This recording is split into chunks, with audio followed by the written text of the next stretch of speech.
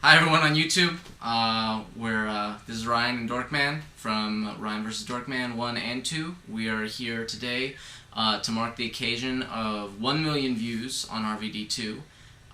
We got there in a little under 3 months, Pretty good. which is awesome. It took the original RvD almost a year to get that far, and that was with being featured on the front page. And RvD2 hasn't been featured. So yeah, we want to thank all you guys for watching it and showing it to your friends and spreading it around, because it's really, we don't have a big huge publicity machine. This is all word of mouth, just people thinking it's cool and showing it to others. So thank you guys. Yeah, and show it to everyone you can. Just keep showing it around. Let's see if we can get up to 2 million views. We just thought we'd take this opportunity right now, first of all, to thank everyone who's watched, and also to answer a few of the frequently asked questions that we get a lot through email and private messages on YouTube and stuff like that. First of all, I want to say thank you so much to everyone who sent us an email telling us that they love the film and that it's inspired them, and their friends loved it and all that stuff. That's really good to hear. That's the reason we make it. We don't make any money off it or anything like that, so it means a lot to hear that you guys enjoyed it. So. We get a lot of them, and we can't always respond to them, but we do appreciate them always, every time, and thank you guys for enjoying it and letting us know that you do. Yeah. So keep sending those. We may not have the time to respond, but we do read them, and we do really appreciate them. So on to the other questions.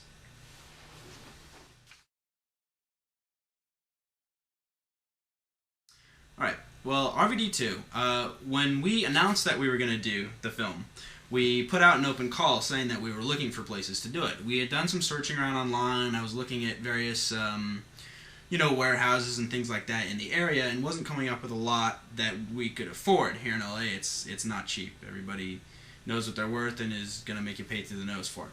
So we put out just sort of an open call if anyone had any ideas or any places of their own where they thought would make good locations, and we got a reply back from a guy named Ruben in Atlanta, Georgia. Excuse me. And he said, I have a tortilla factory out here, and if you guys are looking for a place to film and another sparring partner, I'll jump in there with you too. And so we replied back and we said, okay, well, yeah, it's going to be Ryan versus Dorkman too, so it'll probably just be us, but, show us pictures of your place if you're interested in that. And he wrote back, he said, I was just kidding about being in the fight with you guys, but yeah, here's some pictures, check it out. And it was a pretty cool place, and so we wrote him back, we corresponded for a little while, and then, Ruben was incredibly generous in offering us the space for free, and it just worked out that the airfare to fly out to Atlanta to film, and film for free, and just pay for a hotel and things like that, was actually much cheaper than it would have been to film locally, especially because we wanted to film for about 10 days or so, and that adds up when you're paying every day versus just the travel to get to a place. So, yeah, RvD2 takes place in a tortilla factory, and we've got all kinds of fun footage of that in our DVD coming up that you can see. Los Amigos Tortillas of Atlanta, Georgia. Yeah. Run by Ruben Rodriguez. Thank you so much, Ruben. Want to give you a shout out here because we really couldn't have done it without his help. Absolutely. Yeah, it's a great location. It worked out so well for us, and we really got to utilize the location itself a lot this time. So it worked out perfectly for us, and can't thank him enough.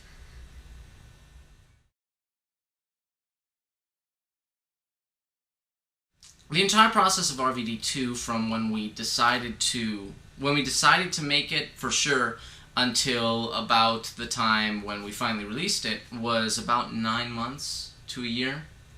RvD1 got hugely popular. It got it got featured on YouTube and all that stuff around March or April of 2006. And when that happened, we started really talking about the possibility of going back and doing RvD2, which we'd always talked about doing, but never really, never really seriously, because we made it for a very small audience, the first one, and that small audience was still there and was kind of always going to be there, so we had no real incentive to make it then. But then it blew up, and everyone was seeing it. And that audience is much more fleeting. So we decided if we were going to make it and really give it all its give it the biggest chance it's got to really be seen, then that was the time to do it. So I think we officially decided to do RvD2 in June or July of last year.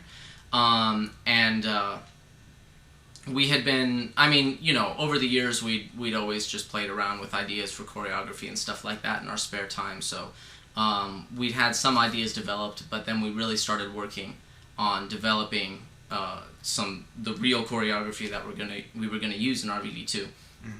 And we did that up until August. In the end of August. In the end of August of 2006, we shot RvD2 in the tortilla factory we mentioned earlier. We shot for about a week, so it took us about a week to shoot. And then after that, we went home.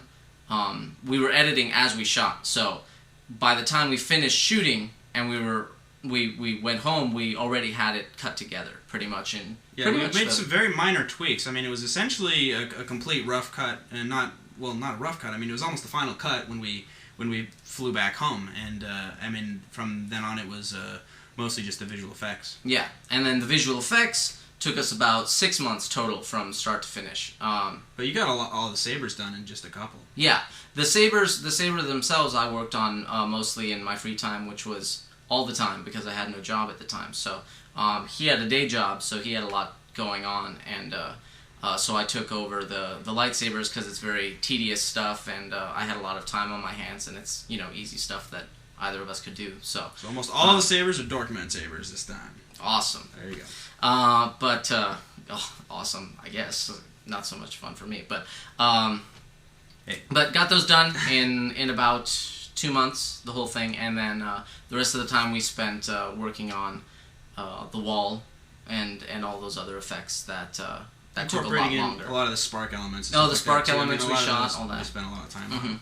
So that's another question a lot of people ask: where did we get the spark elements? We actually shot them live. We met up with the Detonation Films crew, detonationfilms.com. They sell a lot of stock footage, stuff like that. There's a lot of stuff on there for free as well. There's a lot of that's why we knew of them. I mean, I'd heard of them because just here or there when you need a little spark or a little smoke puff or something, it's the place to go. Yeah, there's a lot of royalty-free footage, and it's really good stuff. And I highly recommend getting the he sells packages of like dozens of clips for like $7 for a disc or something. It's very, very worth it. And he's starting to get stuff from his experience with RvD2. We shot a bunch of HD elements for our HD, and he's actually running a new branch from his site, Dead Films HD, where he shoots stuff for HD. So anyone who's shooting HD films or even feature films will probably find that kind of stuff very useful as well. Mm-hmm. So we worked together with him to get a lot of those spark elements, and then that was one other aspect of the compositing and the visual effects that took a lot longer than the lightsabers. I think that actually probably, the sparks themselves probably took the longest to really place and get them moving correctly and really feel like they were part of the environment. Mm-hmm. But I think that was, we were very successful in that.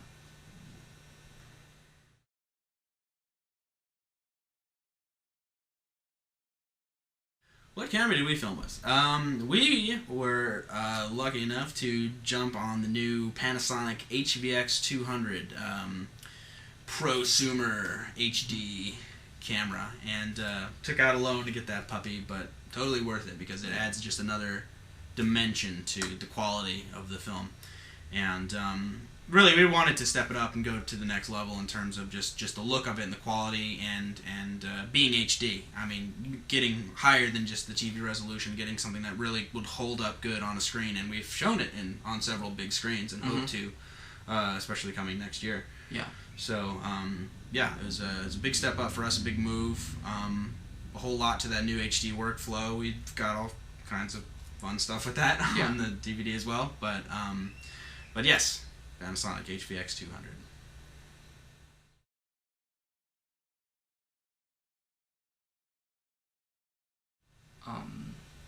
The software programs we used a number of different programs. The main editing program to actually cut our footage together was Final Cut Pro, Apple's Final Cut Pro. We along with the camera, we got a brand new MacBook Pro that we loaded up with Final Cut Pro and all that other stuff. And Final Cut works great with the HVX, the camera that we chose to use. It works with the file format natively and all that. So It was a very easy workflow. As I said before, we were cutting every night right after we filmed, and the camera in particular made that a lot easier because it's data from beginning to end. You're not importing tapes or anything like that. It's just you've got the clips. Completely digital process. Yeah, it's a completely digital process, and it's lossless, and you've got the clips, and you're just ready to go. You know which one you want to use, and you just stack them together, and it's much faster that way.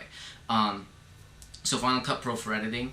A lot of people have asked us if we used the FX Home programs, Effects Lab or Vision Lab or anything like that for our visual effects. We don't have any experience with those programs, so I can't tell you if they're good or not, to be honest. They are cheaper than the other programs out there, and there are a lot of people who swear by them. So, if you can't afford the other stuff, then that may be a good option for the cost prohibited filmmaker. But as for us, we use Adobe After Effects. It's always been our main tool for visual effects, and it does a lot of great work. It's a very powerful tool. A lot of people, even in the professional industry, don't consider After Effects to be, a real compositing tool, but it really is. You can do a lot of it. We use it at my work where we do visual effects work for a lot of primetime TV shows and stuff, and so it's very big and versatile. Unlike the Effects Lab stuff, which is pretty tailored and suited to sort of a packet of effects, and there is some versatility there as far as I can understand that in as far as what you can do. But After Effects is just a whole world that's very intimidating to people who are trying to learn it at first, because there's so much you have to so many basics you have to get a good solid grasp on before you can do some of these kinds of effects. There's other programs out there like Shake and Flame and Inferno and stuff like that that will do the same kind of effects, and they may be able to do them simpler. I know there are some effects on Shake versus After Effects. Shake will just have a node, and in After Effects you'll have to build a whole bunch of compositions and stuff like that. So it takes a little more elbow grease in After Effects, I think, and you really have to understand how it works to make it work. But you can do just about anything. I don't know of anything you can't do with After Effects that you can do with the bigger programs. And as you were talking about for the cost prohibited, a lot of questions I get are like, I can't afford After Effects, and what should I use, and things like that. But one piece of advice as far as getting After Effects and a lot of other softwares at discounted prices is if you're a student and you have a student store at a lot of colleges, you can, for educational and nonprofit purposes, you can get highly discounted software there, including After Effects in many places. A lot of and even most stores, most community college stores, or even online stores will sell to any student, K through 12, college, grad school, even some faculty. If you're involved in education in some way, you can probably swing an academic discount, and there's a number of places you can get that online. There's academicsuperstore.com, journeyed.com, and even some retailers, some direct retailers like I think Autodesk and Adobe and some of the other ones have right on their site. When you order, you can get an academic price if you send them your ID card or a report card or whatever it is you may have.